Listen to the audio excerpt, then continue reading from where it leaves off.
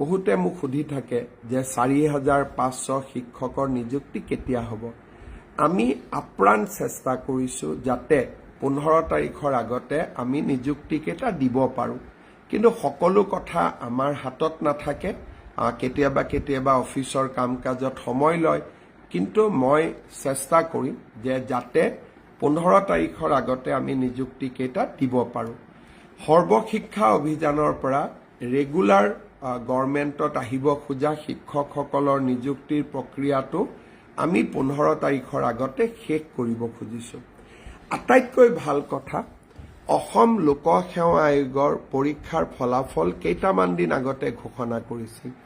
অহাকালি হোলীৰ দিনটোতে এইবাৰৰ অসম লোকসেৱা আয়োগৰ উত্তীৰ্ণ পৰীক্ষাৰ সফলতাৰে উত্তীৰ্ণসকলক আমি নিযুক্তি পত্ৰ বিতৰণ কৰিম।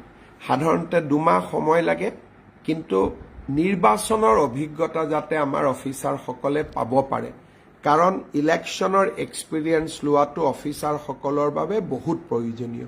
সেইকাৰণে মই নিৰ্বাচনৰ আগতে তেওঁলোকক নিযুক্তি দিব খুজিছোঁ যাতে তেওঁলোকে ইলেকশ্যন কণ্ডাক্ট কৰাৰ অভিজ্ঞতাটো ল'ব পাৰে।